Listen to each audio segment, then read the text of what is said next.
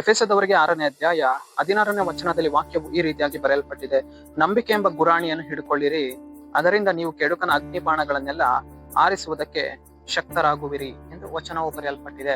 ಅಂದರೆ ಪ್ರೀತಿಯುಳ್ಳ ದೇವ ಜನರೇ, ನಾವು ಇವತ್ತು ಏನ್ ಮಾಡಬೇಕು? ಕೆಡುಕನ ನಮ್ಮ ಜೀವಿತದಲ್ಲಿ ಕ್ರಿಯೆ ಮಾಡುವಾಗ ಕೆಡುಕನ ಅಗ್ನಿ ಬಾಣಗಳನ್ನ ನಾವಿವತ್ತು ಯಾವುದರಿಂದ ಎದುರಿಸಬೇಕು? ಕೆಡುಕನ ಅಗ್ನಿ ಬಾಣಗಳನ್ನ ಇವತ್ತು ಯಾವುದರಿಂದ ಜಯಿಸಬೇಕು ಎಂದರೆ ನಂಬಿಕೆ ಅನ್ನುವಂತಹ ಗುರಾಣಿಯಿಂದ ನಾವು ಇವತ್ತೇನ್ ಮಾಡಬೇಕು?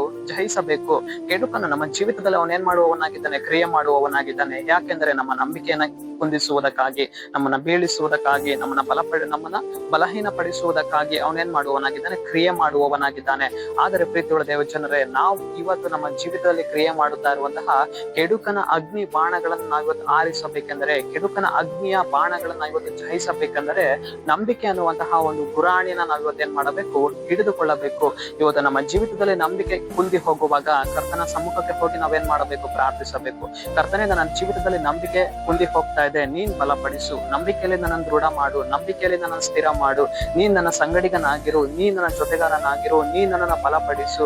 ನಂಬಿಕೆಯಲ್ಲಿ ನಾನು ದೃಢವಾಗಿ ನಿಂತುಕೊಳ್ಳಬೇಕು ಸ್ವಾಮಿ ಎಂದು ಹೇಳುವಾಗ ಕರ್ತನ ನಮಗೆ ಸಹಾಯ ಮಾಡುವವನಾಗಿದ್ದಾನೆ. ಕೆಡುಕನ ಅಗ್ನಿ ಬಾಣಗಳನ್ನು ಆರಿಸುವುದಕ್ಕೆ ಕರ್ತನ ನಮಗೆ ಒಂದು ಬಲವನ್ನು ಅನುಗ್ರಹಿಸುವವನಾಗಿದ್ದಾನೆ. ನಮ್ಮ ಜೀವಿತದಲ್ಲಿ ನಂಬಿಕೆಗಳು ಕುಂದಿ ಹೋಗುವಾಗ, ನಾವು ಬಲಹೀನರಾಗುವಾಗ ಕರ್ತನ ನಮ್ಮನ್ನು ಬಲಪಡಿಸುವವನಾಗಿದ್ದಾನೆ. ಪ್ರೀತಿಯುಳ್ಳ ದೇವ ಜನರೇ, ನಮ್ಮ ಜೀವಿತದಲ್ಲಿ ಸಾಸಿವೆ ಕಾಳಷ್ಟು ಪರಿಪೂರ್ಣವಾಗಿರುವಂತಹ ಒಂದು ನಂಬಿಕೆ ನಮ್ಮ ಜೀವಿತದಲ್ಲಿ ಅದು ಇರುವುದಾದರೆ ಅನೇಕ ಸಂಗತಿಗಳನ್ನ ಇವತ್ತೇನ್ ಮಾಡಬಹುದು? ಜಯಿಸಬಹುದು. ಅದೇ ನಾವು ನಂಬಿಕೆಯಲ್ಲಿ ಬಿದ್ದು ಹೋಗಿಬಿಟ್ರೆ ನಾವು ಯಾವುದನ್ನು ಏನ್ ಮಾಡ್ಲಿಕ್ಕೆ ಆಗುದಿಲ್ಲ, ಜಯಿಸ್ಲಿಕ್ಕೆ ಆಗುವುದಿಲ್ಲ. ಕರ್ತನಲ್ಲಿ ಹೋಗಿ ಬೇಡಿಕೊಳ್ಳುವಾಗ ಆತನು ನಮಗೆ ಬಲವನ್ನ ಕೊಡುವವನಾಗಿದ್ದಾನೆ. ಸರಿ, ನಾವು ಪ್ರಾರ್ಥಿಸಿಕೊಳ್ಳೋಣ.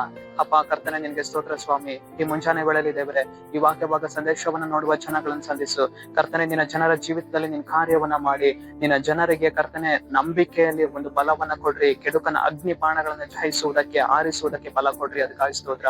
ನಜರೇತಿನ ಯೇಸುವಿನ ನಾಮದಲ್ಲಿ ಸ್ವಾಮಿ. ಆಮೇನ್, ಆಮೇನ್.